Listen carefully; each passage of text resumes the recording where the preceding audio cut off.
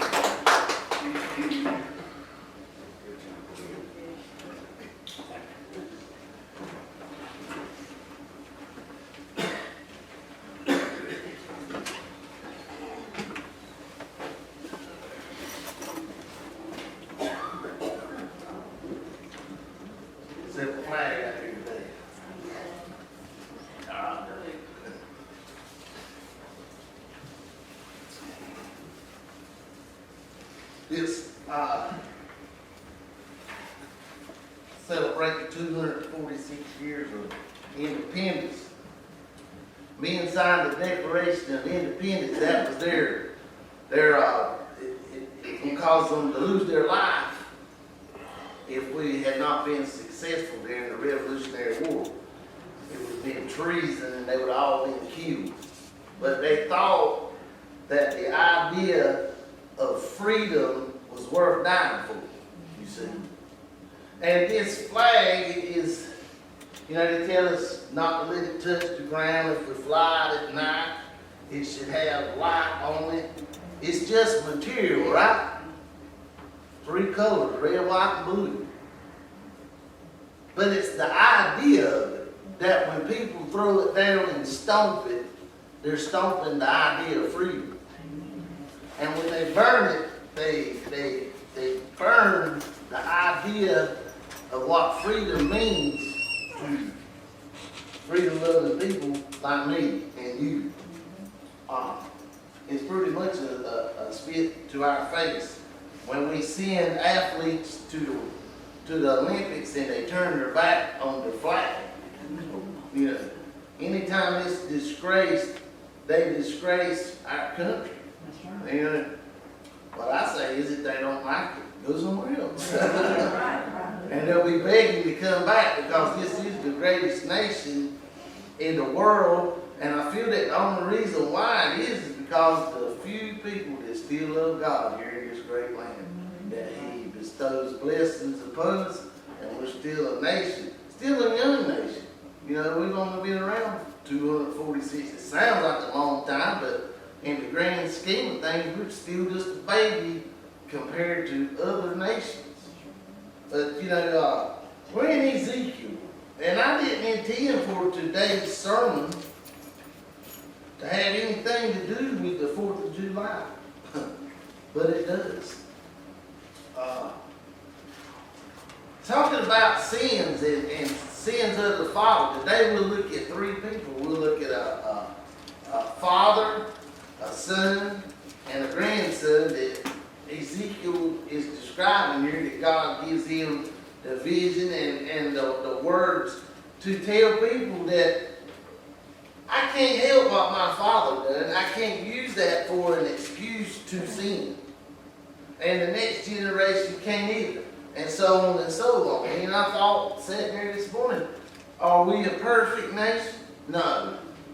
Have there been wrongs in the history of this great land? Of course. But thank God that we learn from our mistakes and try to make ourselves better. But it seems like people just want to dredge up the past when we should be moving forward. You see? The past is there, it's history, and it always will be, and there's no way to deny that things happen. And that we couldn't help it all these years later because of the things that happened through the history of our nation. But all we can do is make ourselves better for it and march forward is how we should, that's how we should live. In Ezekiel chapter 18, I'll start reading in the first verse. The word of the Lord came to me again, saying, What mean ye that ye use this proverb concerning the land of Israel, saying that the fathers have eaten sour grapes and the children's teeth are set on eggs? It was saying that, that the fathers of Israel, the past, had done the younger generation wrong. And they were using it for an excuse to say, well, this happened, we're no better than them, so this is what we're going to do. They were using past sins to excuse their present ones. And verse 3, As I live, saith the Lord, ye shall not have occasion any more to use this proverb in Israel. Behold, all souls are mine, as the soul of the Father, and also the soul of the Son is mine. The soul that sinneth, it shall die. That's pretty plain and simple there, ain't it? God made covenants with Israel several different times. And most of the time, God's covenant with them is love me and me alone, serve me and serve me alone, and that's all I ask. But if you don't, this is going to happen. How many times have we seen God's wrath, put the work on people that done wrong through the Bible? And God had to. I'm sure it broke his heart because, it's just like you with your child. Nobody wants to beat their young. But if you tell a child, don't do that, or I'm going to tear your tail up, and they do it, if you don't do exactly what you said you were going to do, you have wronged that child. And see, that's what God said. He said, Israelite children love me and me alone, and when they would do wrong, he would cast down his wrath on them because he couldn't go back on his word, because he is God, he is truthful, he is mighty, and he's going to do what he says, ain't he? Just like I know today that the eastern sky, Lord knows I look, and I know one day it's going to split, and he's coming back to get those. And y'all, I feel like I know there's been generation after generation after generation that have lived. But I see things happening in my generation. If it don't happen, it ain't far off. And if I had to feel the sting of death when they lay me in that old cold grave, I know that one day my new body is going to arise and I'm going to enjoy heaven with my Lord. I know that today.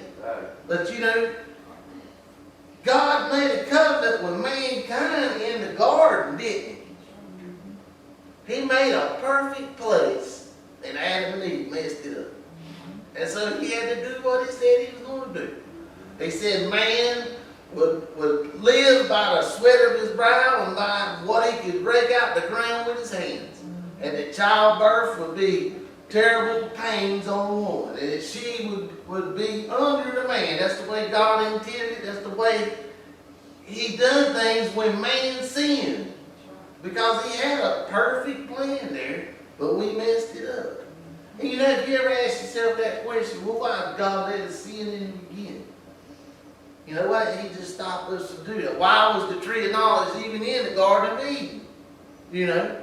He gave us free will. And by that free will, he gave us a choice to serve him or not. It's that plain and that simple to people today. And that's why he's saying to these Israelites, I made this covenant with you that you would love me and me alone, but you always go back to your idols and you always make me have to cast down my wrath on you to destroy cities, flood the earth. There were some terrible things that God had to do because he said he would if they didn't do what they were supposed to, didn't he? And they didn't, time and time again.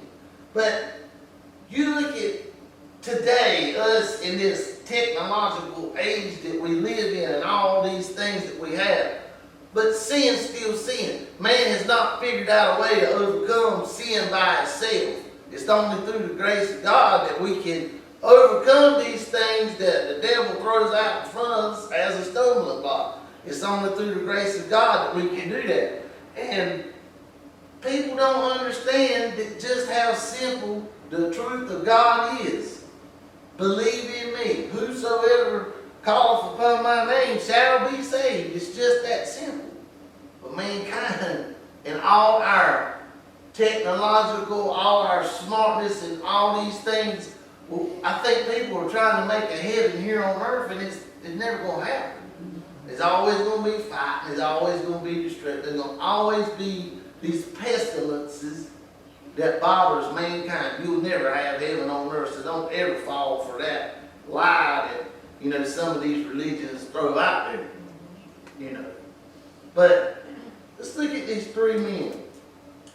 But if a man be just and do that which is lawful and right, and hath not eaten upon the mountains, neither hath lifted up his eyes to the idols of the house of Israel, neither hath defiled his neighbor's wife, neither hath come near to a mistress woman, and hath not oppressed any, but hath restored to the debtor his pledge, has spoiled none by violence, hath given his bread to the hungry, and hath covered the naked with a garment. He that hath not given forth upon usury, neither hath taken any increase, that hath withdrawn his hand from iniquity, hath executed true judgment between man and man, hath walked in my statutes, hath kept my judgments to deal truly. He is just, he shall surely live, saith the Lord. So this is one man here. This one man is righteous and just. He does everything that God said, and God said, surely you shall live. He clothed and gave to the poor. He lived just. He let people borrow money and didn't expect anything in return. All these things this man done to glorify God.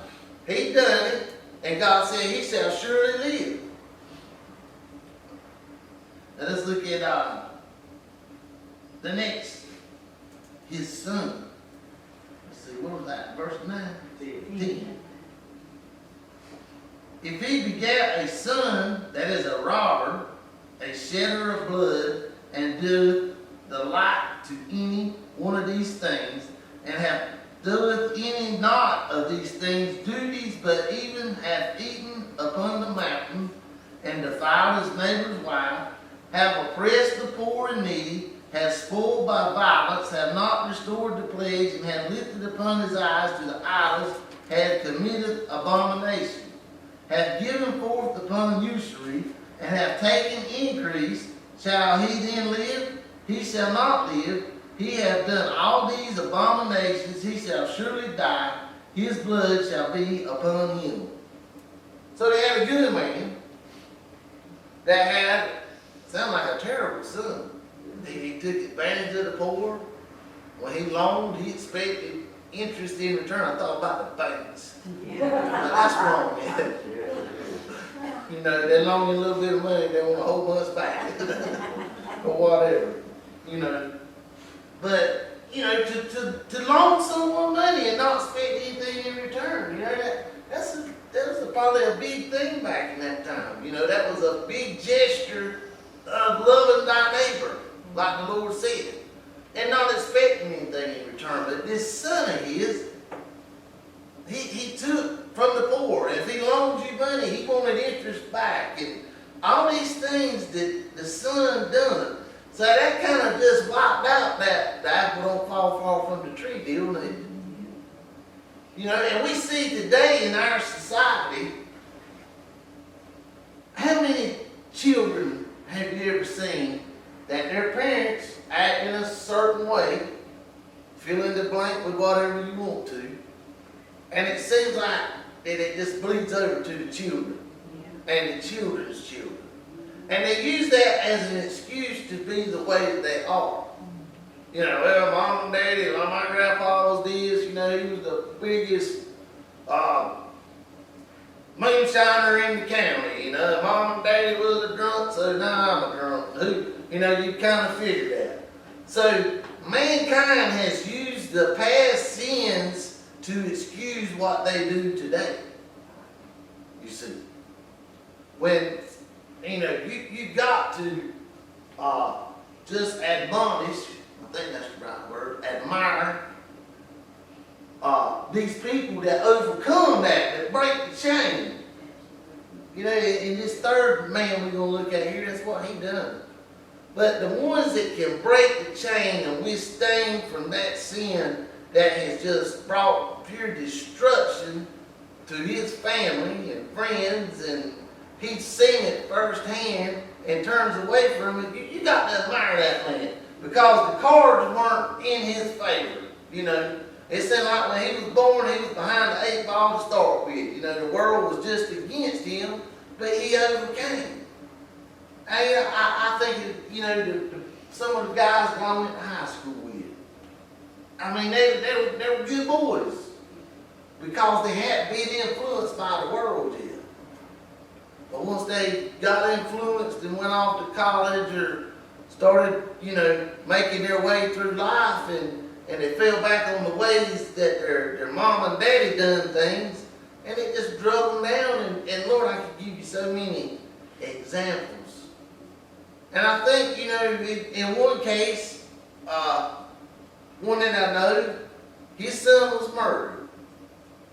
And I think, had he broke the chain and lived a life that God intended us to live, maybe things would have been different on that end. I don't know. But I'm sure something would have changed there. You see? But the sins of our fathers is no excuse for us to sin today. They don't make it okay. But that's what the world, some of them will have us to think. And, have you ever thought about this? Just because it's legal, it don't make it right. There's Las Vegas. There's a lot of things illegal in Las Vegas that against the law in the rest of the world. But out there, those people in that mindset, that's just normal. And it's like I was listening to a preacher on the way to church this morning, and he was talking about the frog. You throw the frog in a pot of hot water, he'll hop right out on it. But if you set him in there in lukewarm water and just start easing the heat up little by little, he'll sit right there and boil to death. You see? And that's kind of how Satan and the world gets things over on the Christian people. We're sitting in that tub of just right bathwater, and everything's good, everything's all right. We can sit there for hours because it just feels so good. It's awakening bones. But if you have a fire under that, you just little by little things change. Little by little, and before you know it, you went from lukewarm to scalding hot. And there ain't one way to get out. And that's through the grace of the good Lord, you see. But I see so many things. Why aren't the churches full today? Why doesn't the young people see the need to raise children in church? And I've been guilty of saying the same thing. Well, their mamas and daddies didn't feel like it was important, so their young don't feel like it's important. That's no excuse. That is no excuse, because in reading here on down, we're going to see Mama and Daddy don't answer for Chris. Chris don't answer for Abby and Clay. God looks at us as individuals, and individually, He will judge us on what we've done.